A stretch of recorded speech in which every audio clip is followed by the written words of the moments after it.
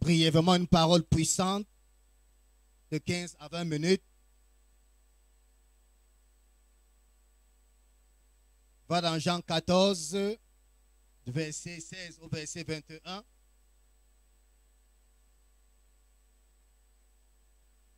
Nous parlons encore ce matin sur notre thème habituel, l'intimité avec le Saint-Esprit.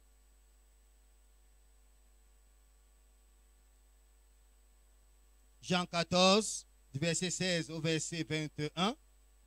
Est-ce que tu es à la page? Tu es debout avec ta Bible? Allons-y, 1, 2, 3, go. Et moi, je prierai le Père, et il vous donnera un autre consolateur, afin qu'il demeure éternellement avec vous. L'Esprit de vérité que le monde ne peut recevoir, parce qu'il ne le voit point et ne le connaît point. Mais vous, vous le connaissez, car il demeure avec vous et il sera en vous. Je ne vous laisserai pas orphelins, je viendrai à vous. Encore un peu de temps, et le monde ne me verra plus. Mais vous, vous me verrez, car je vis et vous vivrez aussi. En ce jour-là, vous connaîtrez que je suis en mon Père, et que vous êtes en moi, et que je suis en vous. Celui qui a mes commandements et qui les garde, c'est celui qui m'aime. Et celui qui m'aime sera aimé de mon Père. Je l'aimerai et je me ferai connaître à lui. Allons au verset 26. 1, 2, 3, go.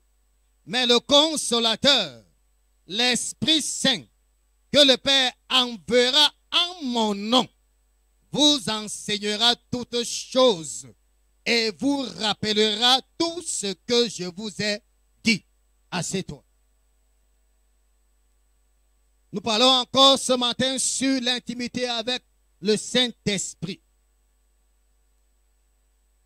Jésus dit, et moi, je prierai le Père, et il vous donnera un autre consolateur, afin qu'il demeure éternellement avec vous. Le Saint-Esprit est une personne vivante de la Trinité, mais cette personne semblerait être inconnue, semblerait être inexistante, même au sein de notre Église.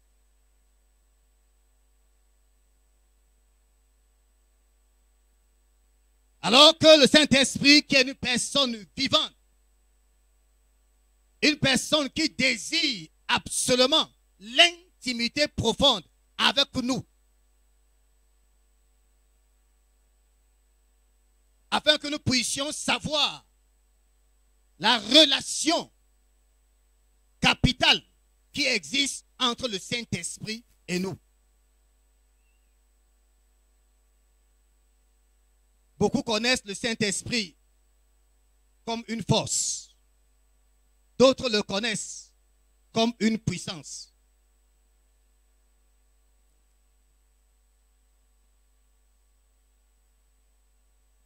Mais cette compréhension, je voudrais dire qu'elle est incomplète.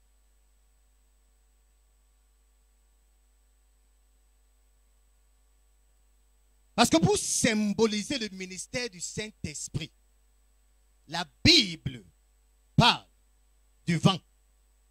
La Bible parle du feu. La Bible parle de l'huile. La Bible parle de la pluie. La Bible parle du vêtement. Mais ce matin, le Saint-Esprit est là. Parce qu'il veut aller au-delà de cette dimension symbolique. Oh, quelqu'un ne me comprend pas. Le Saint-Esprit ne désire pas que nous puissions le connaître comme le vent, comme la pluie, encore moins comme l'huile ou comme le feu, qui ne sont que des symboles. Mais ce matin, il veut aller au-delà des symboles ministériels que la Bible lui confère. Et pour aller au-delà de cette caractéristique, il doit vivre dans l'intimité avec toi. Jésus dit, et moi je prierai le Père. Et il vous enverra un autre consolateur. Afin qu'il demeure éternellement avec vous. Écoute-moi bien. Le Saint-Esprit vient comme un consolateur. Numéro 1. Numéro 2, le Saint-Esprit vient comme un défenseur. Numéro 3, le Saint-Esprit vient comme un avocat qui prend la place de Jésus dans ta vie et dans ma vie.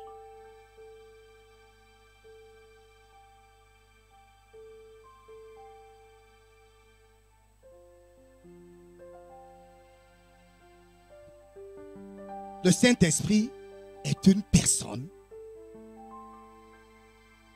qui me vient en aide par rapport à l'intimité que j'ai avec lui. Le Saint-Esprit est une personne par rapport à la confidentialité que tu as avec lui. Viens à ton secours, viens à ton appui. Jésus dit qu'il va envoyer un autre consolateur. C'est un second consolateur. Le Père nous a dit ça l'autre jour. Que Jésus lui-même est un premier consolateur.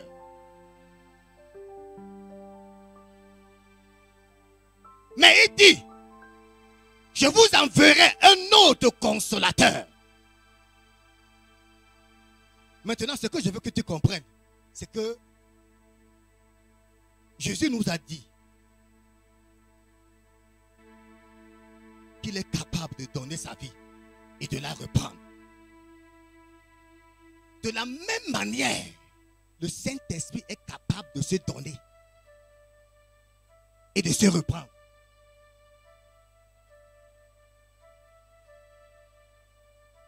De la même manière que Jésus peut être témoin, le Saint-Esprit également peut être témoin.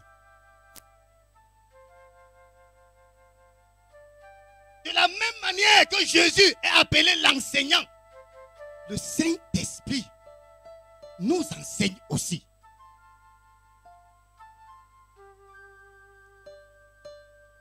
Jean 14, 26. La Bible dit, le consolateur, le défenseur, l'avocat qui est le Saint-Esprit,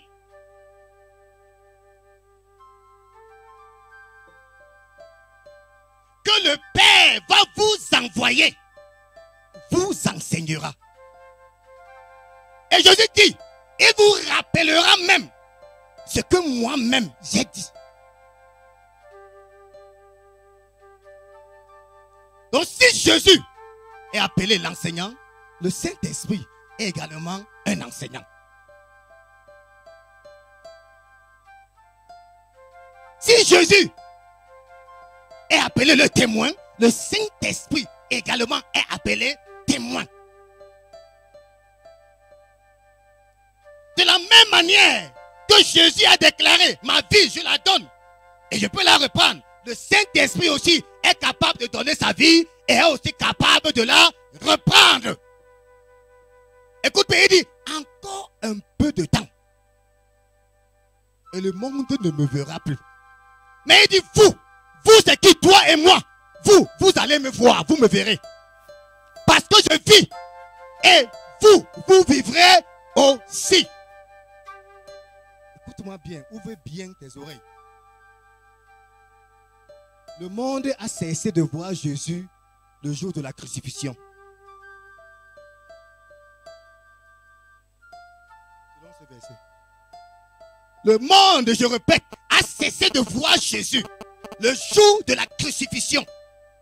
Mais pour ce qui te concerne, pour ce qui me concerne, nous qui appartenons à Jésus, nous qui sommes de la famille de Jésus, nous qui sommes appelés ses amis intimes, nous qui sommes appelés ses confidents, Jésus demeure à l'intérieur de nous par le canal du Saint-Esprit. C'est le monde qui a cessé de voir Jésus. Mais pour ce qui nous concerne, Jésus demeure réel parce qu'il dit qu'il demeure en nous éternellement.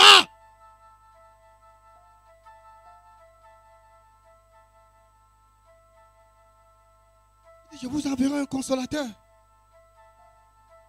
Le consolateur. Afin qu'il demeure éternellement avec vous. J'ai essayé de vouloir définir un peu ce mot intime. Intimité, intimité. Et puis, le dictionnaire m'a dit que intimité veut dire secret. Intimité veut dire privé. Donc, ce qui est privé, c'est un secret. Ce qui est privé, c'est que je ne peux pas raconter à n'importe qui. Ce que je ne peux pas dire à n'importe qui. Ce que je ne peux pas révéler à n'importe qui. Alors qui est-ce que je peux appeler mon intime? Je peux appeler mon intime mon confident. Ma confidente. Une personne avec laquelle je partage profondément tout. Sans rien laisser. C'est la personne là qui est mon intime. Mon confident est égal à mon intime. Mon intime est égal à la personne avec laquelle, au plus profond de moi, je n'ai point de choses à cacher à cette personne. Je n'ai pas de secret à cette personne. Lorsqu'ils vont ouvrir ma bouche auprès de cette personne, ma bouche est largement ouverte pour dire ce que mon cœur veut exprimer. Maintenant, ce que je veux que nous comprenions, c'est que toute intimité a pour profondeur l'amour.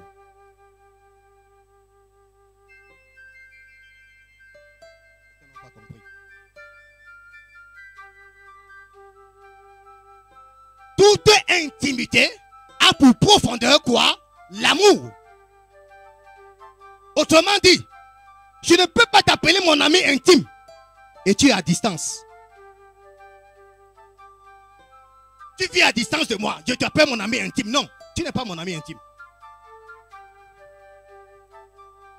Lorsque mon intérieur va bouillonner et que mon cœur veut sortir au travers de ma bouche, les paroles profondes, ce n'est pas au téléphone qu'on dit des choses à son ami intime.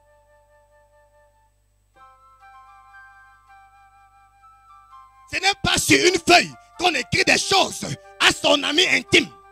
L'intimité nécessite un rapprochement. L'intimité nécessite la chaleur quotidienne. Tu dois te sentir auprès de moi. Tu dois savoir que tu es là.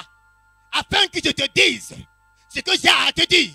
Et que toi également, tu me dises ce que tu as à me dire. C'est ça la notion de l'intimité.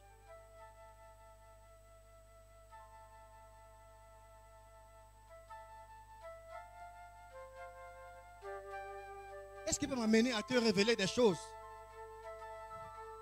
issues de mon cœur?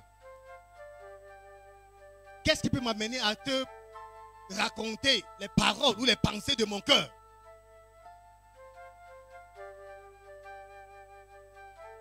La proximité. Tu dois être pour près de moi. Et l'intimité.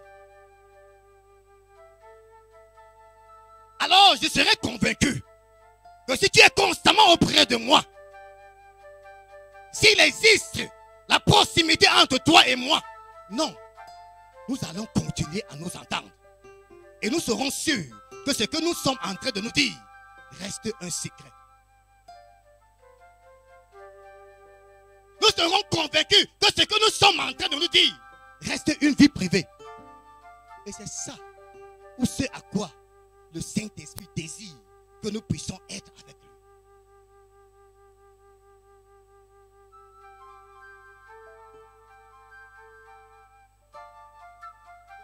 Saint-Esprit désire que nous puissions être plus près de lui.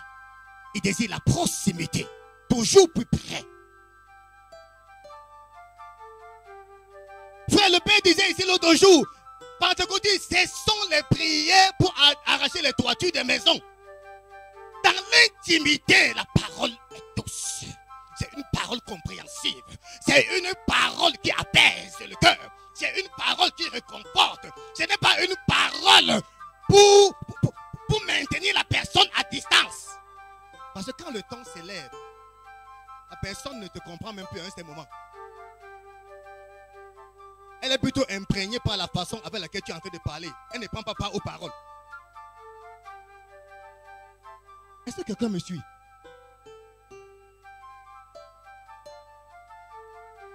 C'est pour cela que Jésus a dit, et moi je vais prier le Père. Et le Père va vous envoyer un autre consolateur. Et ce consolateur qui est le Saint-Esprit est une personne vivante.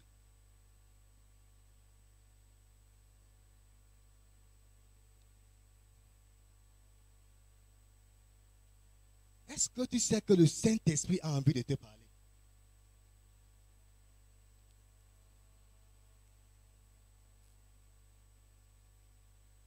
Acte 19, le verset 6. Le Saint-Esprit a envie de te parler.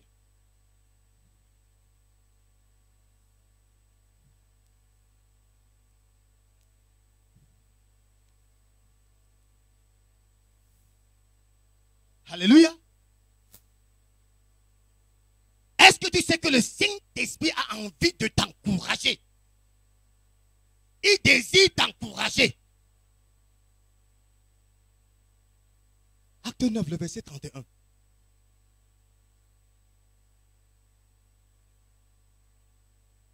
Est-ce que tu sais que le Saint-Esprit a envie de t'imprégner sa volonté pour te dire voilà comment tu dois marcher? 1 Corinthiens 12, 11. Il a besoin de te donner une directive. Puisque dans l'intimité, on se comprend. Quand il n'y a pas de direction dans l'intimité, il n'y a pas d'intimité. Ça veut dire qu'on est incompris.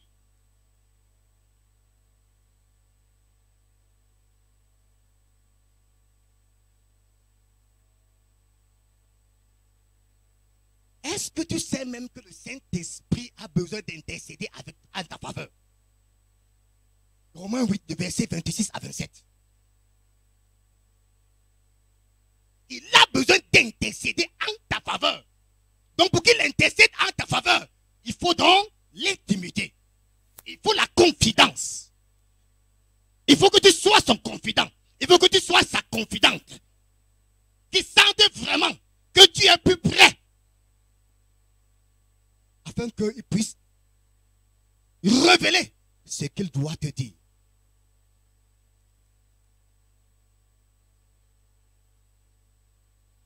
Est-ce que tu sais que le Saint-Esprit a besoin de t'enseigner? Si, il a besoin de t'enseigner. C'est ce que nous avons lu dans Jean 14, 26. Il dit, et moi je prierai le Père, et vous en ferez un autre consolateur.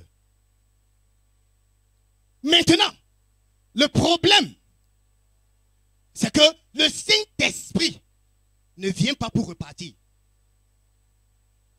Il demeure éternellement. Afin qu'il demeure éternellement. Une autre version que j'ai aimée m'a dit, afin qu'il reste pour toujours. Quand il vient, il s'établit, il ne part plus. Hey, je voudrais choquer une personne. Le Saint-Esprit ne part pas parce qu'il est attristé. Ou alors il ne demeure pas parce que nous avons fait une chose qui réjouit son cœur. Est-ce que tu me suis? Il n'est pas présent parce que tu as fait quelque chose de bien. Et repart parce que tu as fait quelque chose de mal. Ou parce que tu es dans le péché. Alors il va partir. Mais il peut être attristé. Mais il ne part pas. Il est là. C'est pour cela que nous avons dit qu'il est un témoin.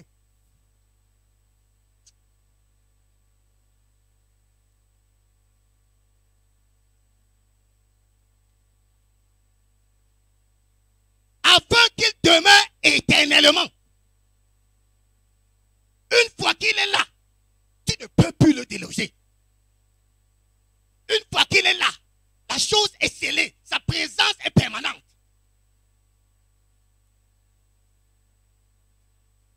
Est-ce que je te pose une question? Est-ce que dans une relation, parce qu'il y a eu erreur, la relation est finie? Hein? Frère, toi-même tu sais, c'est qu'il n'y a pas de relation. Est-ce que parce qu'il y a eu erreur, la relation s'arrête? La relation est rompue parce qu'il y a eu erreur? Non, il y a encore possibilité de réconciliation. Et c'est ça le Saint-Esprit. Lève-toi, nous allons continuer peut-être dimanche prochain. Il y a encore possibilité de réconciliation. L'erreur dans la relation ne signifie pas que la relation est rompue. Non. Non. La communion peut prendre un coup, mais la relation demeure.